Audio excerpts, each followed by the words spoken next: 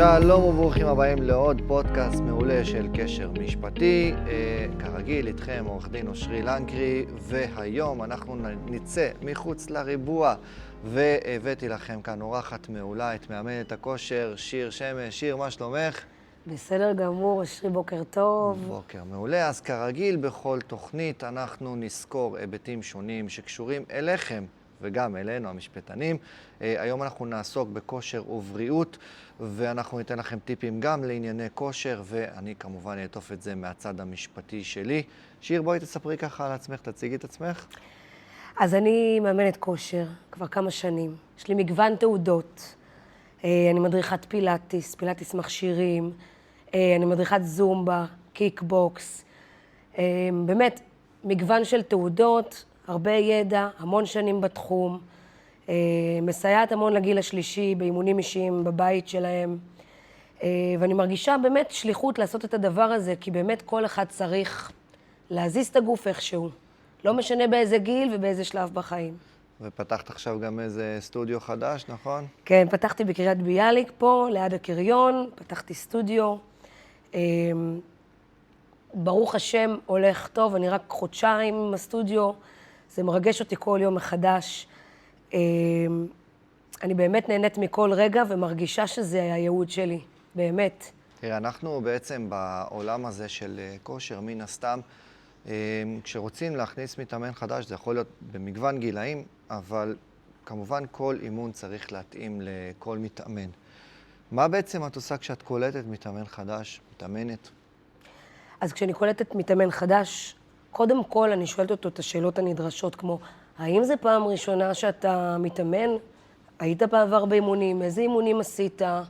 האם יש איזה מחלות רקע, אוסטופורוזיס, סכרת, כל מיני מחלות שעלולות להביא בעיה לאימון.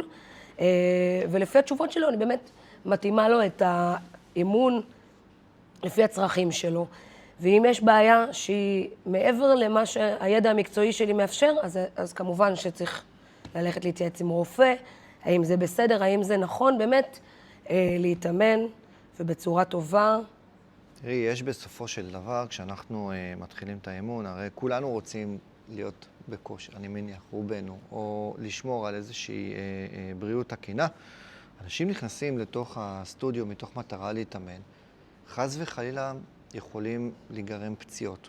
מה בעצם עושים במקרה הזה? מה את עושה כדי להימנע מפציעות? מה קורה כשמתאמן נפצע? אוקיי, קודם כל, ברוך השם אצלי עוד אף אחד לא נפצע, ואני מקווה שגם לא... טפו. שגם לא ייפצעו, אבל באמת, השאלות הנדרשות, מה שאמרתי מקודם, זה לדעת אם מתאמן פעם הזיז את הגוף איכשהו. להשגיח עליו קצת יותר מכל השאר. לדאוג שהוא בסדר, להיות הרבה לידו, לגעת בו, לתקן אותו, ללמד אותו גם טכניקה. ושוב, אם זה מתאמן חדש, אנחנו לא בפול גז איתו, לאט לאט, בזהירות, לא רואה סיבה שהוא ייפצע, אם אני באמת משגיחה. ובמידה וכן, מה שבאמת לא קרה לי, והלוואי שלא יקרה לי, כמובן, אני והמתאמן והמקום שאני מאמנת בו, יש ביטוח, והוא מכסה את כולנו בעצם. זה בדיוק מה שאני תמיד אומר לאנשים, באים להתייעץ איתי, מגוון גורמים, גם מהצד הזה של מאמני כושר, מי שבעצם יש להם מתחמים, בין אם זה אימונים אישיים, בין אם זה סטודיו וכאלה. אני אומר כמו בכל מקצוע, ביטוח אחריות אישית, ביטוח אחריות מקצועית, זה הדבר הראשון. כשאתם בעצם הולכים להתאמן אצל מישהו, אתם הולכים להתאמן אצל מישהו מסודר. אגב, גם כשהוא מגיע אליכם.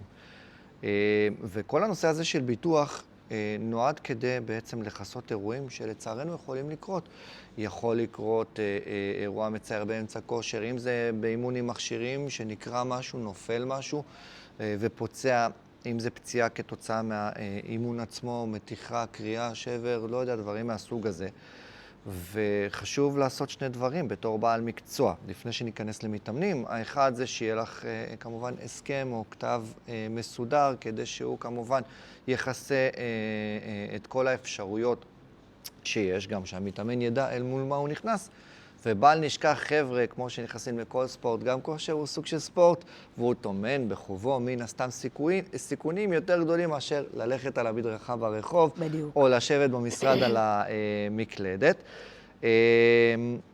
ובעצם גם אתם כמתאמנים, בסופו של יום כשאתם נכנסים לבית עסק, לסטודיו לאימון, חשוב מאוד הנראות של המקום, המקצועיות של המקום, איך שהמאמן שלכם נראה. אני דווקא אומר, לא לפחד מתפסים, להפך.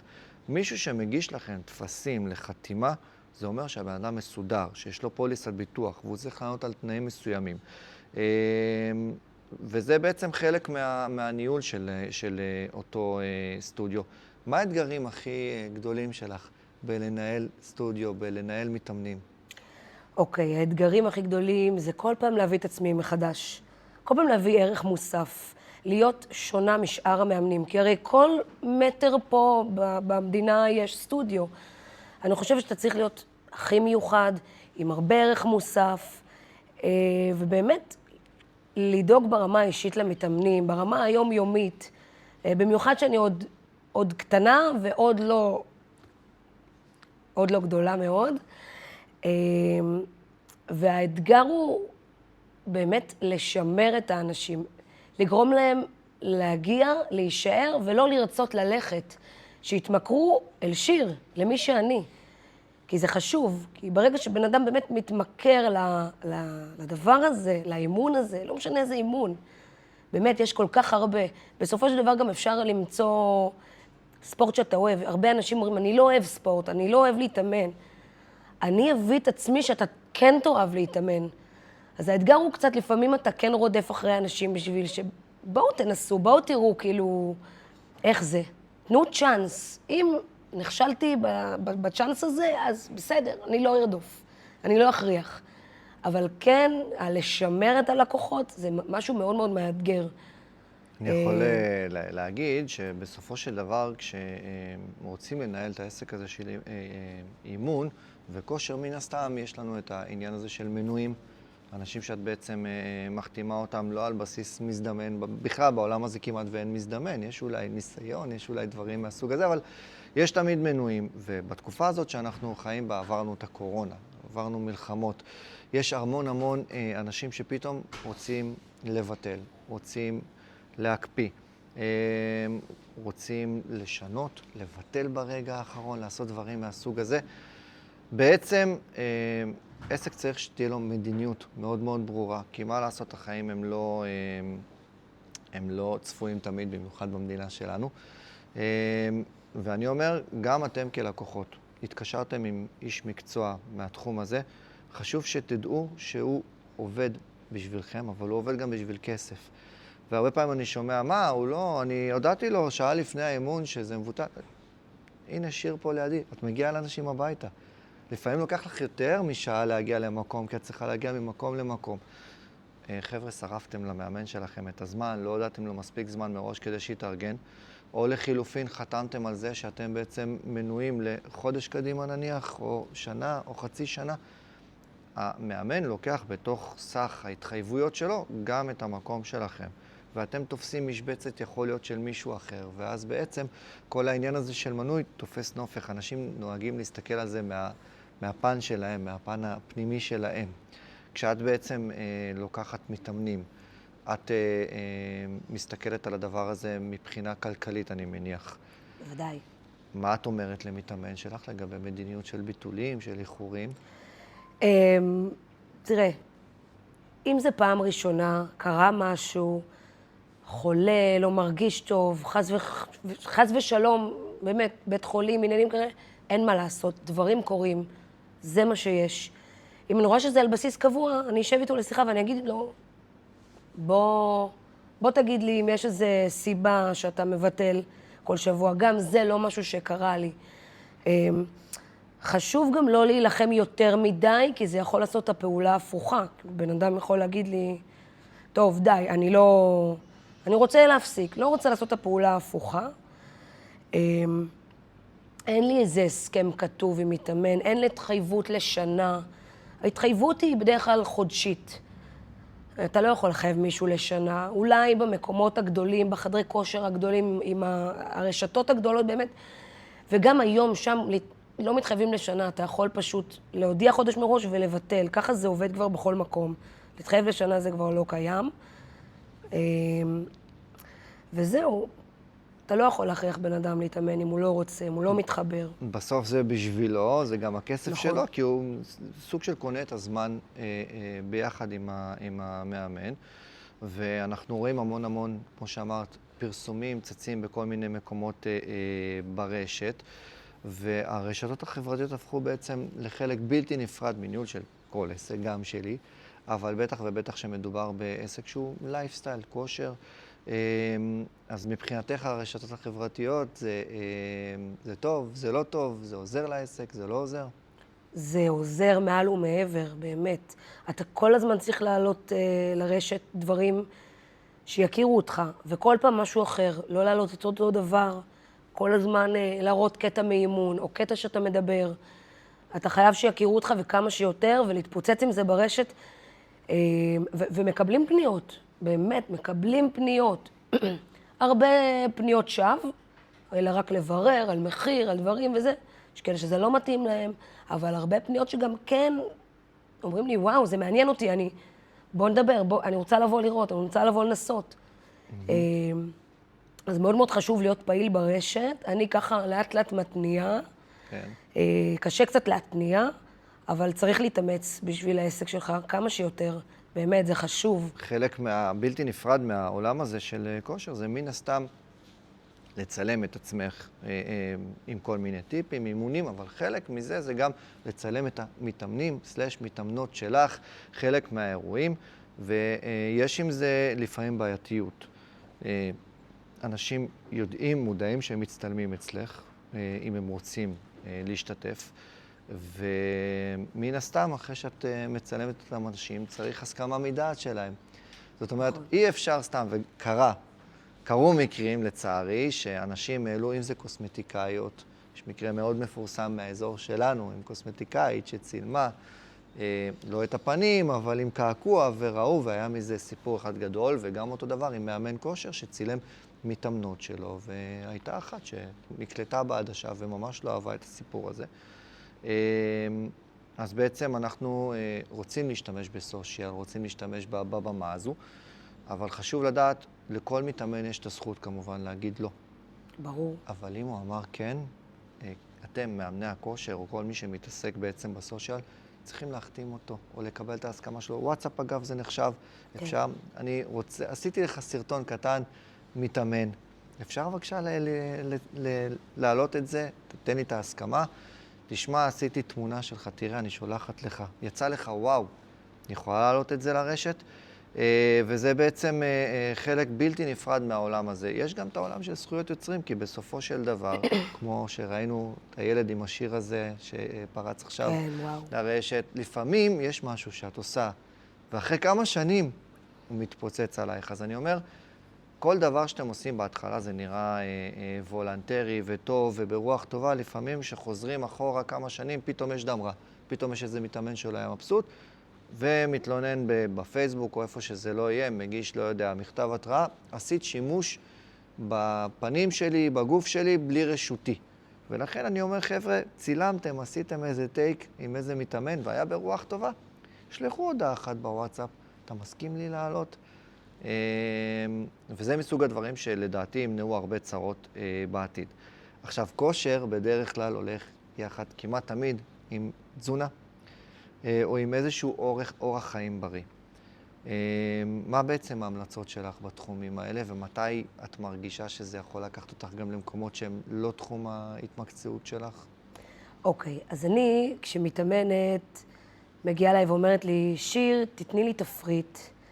אני אגיד לה דבר כזה, אני אתן לך תפריט. אני בעצמי הייתי בן אדם מאוד מאוד שמן, אני ירדתי 61 קילו. אני אומרת לה, תשמעי, אני לא תזונאית. עשיתי קורס קטן בתזונה, ממש ממש קטן, בווינגייט, זה מה שיש לי. אם תרצי את התפריט שאני עשיתי לעצמי על מנת לרדת במשקל, וזה מתאים לך, בבקשה. אני אשלח לך בוואטסאפ את התפריט הזה, תנסי אותו. כמובן, אין אלרגיות, דברים, את יודעת למה את אלרגית, את יודעת מה את יכולה להכניס לפה, מה לא. בבקשה. ואני חושבת שבתפריט תזונה אפשר לאכול הכל, אבל לדעת איפה לעצור. כאילו, אל תמנעו מעצמכם את הדבר שאתם אוהבים. מבחינתי גם כל יום אפשר לאכול משהו שאוהבים, אבל תדעו שזה יכול לבוא על חשבון משהו אחר. זו דעתי. לי זה עבד בדיאטה ובאורח חיים שאני חיה היום. אני אוכלת דברים שאני אוהבת, אבל יודעת מתי לעצור. אז תמיד כשאני מתאמנת, מגיעה אליי, אני אומרת לה, אני לא תזונאית, אני נותנת לך את מה שעבד עליי, ורוצי על זה. זהו. יש הרבה פעמים אנשים מגיעים למכון כושר, ומאמן הכושר הופך לרב תפקידי, רב תכליתי, רב מקצועות. הוא גם פסיכולוג, הוא גם התזונאי, הוא גם הרואה חשבון, הוא גם הרבה דברים. אני מניח שאת מתחברת לזה. כן. אבל צריך להיזהר, להימנע מלתת עצות ודברים שהם לא בתחום המקצועיות שלנו. א', כי יש ביטוח שמכסה רק סוג מסוים של נזקים. ודבר שני, פרופסורה, מקצוע, הוא מתמחה בעיקר במה שאתה יודע לעשות הכי טוב, במה שלמדת, במה שיש לך בו תעודות. ויש לזה עניין של אחריות משפטית, כי אם מגיעה אלייך מתאמנת שרוצה שתמליצי לה על תזונה מסוימת, וזה לא חלק מהידע שלך, זה לא חלק מהמקצועיות שלך, אני לא מדבר לאו דווקא עלייך, אני מדבר באופן כללי, כי התחום הזה הוא תחום, מה לעשות, שמשיק להרבה תחומים אחרים. אז לפעמים עדיף להפנות לאיש מקצוע אחר, כדי לכסות על עצמכם משפטית, מאשר לתת כל מיני, נקרא לזה, עצות אחיתופל, שבסוף הביאו לדבר הפוך, כי כמו שאמרת, את מכירה את הבן אדם מבחינת הכושר, אבל לפעמים יש לו אלרגיות נסתרות, ומחלות נסתרות, ודברים שהוא כן יכול לעשות ולא יכול לעשות, ומן הסתם סוג של דיאטה אחת לא תתאים לכל אחד, נכון. תתאים למישהו אחד, ויעשה את הנזק ההפוך למישהו אחר. בגלל זה אני דואגת להגיד, אני לא תזונאית, עשיתי קורס קטן בתזונה, קחי, אם תרצי, תשתמשי בתפריט. השבוע היה לי מקרה, באמצע שיעור, מתאמנת הייתה מאוד מתוסכלת על המשקל שלה, היא אומרת, אני תמיד הייתי רזה וחטובה, ועם השנים אני באמת שומרת ואני מנסה, ואני לא מצליחה, ואני עולה במשקל. אמרתי לה, תקשיבי, לכי להתייעץ עם תזונאית, זה בסדר, לכי להתייעץ. אם את חושבת שאת עושה הכל נכון, ועדיין לא רואה תוצאה ושינויים, אז בבקשה, תלכי לתזונאית. כן. דיברנו ככה לפני התוכנית, ויש לך בעצם תחום אחד ספציפי שאת נורא אוהבת אותו, נורא אוהבת לעסוק בו. בעצם, מה הפילאטיס, נכון? פילאטיס? הפילאטיס. מה הפילאטיס מביא ערך מוסף לאנשים? וואו, בפילאטיס אתה צריך להשקיע יתר על המידה במתאמנים שלך, באמת. היום כל אחת הולכת ועושה קורס בפילאטיס, והיא באה עם אפס ידע, וזה קצת חורה לי, ואני רואה גם ברשת כמה הן מעלות, ומלא שטויות, והעיקר לעשות, העיקר, הוצאתי תעודה ויאללה, ואני אפתח עכשיו סטודיו וככה. וזה לא נכון. אתה צריך קצת מעבר לקורס פילאטיס הזה, קצת יותר ללמוד על השרירים, קצת יותר להבין מה אתה עושה, להוציא עוד כמה תעודות לפני שאתה מתחיל להיות מדריך פילאטיס. באמת, היום כל אחת מדריכת פילאטיס. ווואלה, הרבה נפצעים אצלם. אז פילאטיס זה המון נשימה. זה לא אימון כוח, זה לא אימון כושר רגיל. זה ללמוד לנשום נכון. זה ללמוד לעבוד עם הגוף בצורה נכונה. זה עוזר המון לנשים בהיריון שעומדות ללדת. כדאי אפילו עוד לפני ההיריון להתחיל לעשות פילאטיס מאוד מאוד בריא. לאסוף את השרירים של הבטן, לשאוב את הפופיק פנימה, לעבוד נשימתית מאוד מאוד חשוב. לאחר הלידה זה אקסטרה חשוב, יש הרבה פעמים היפרדות בטנית, מאוד עוזר לאסוף, לידה הרבה יותר קלה. זה טוב לאנשים שיש להם אוסטאופורוזיס, בריחת צידן מהעצם.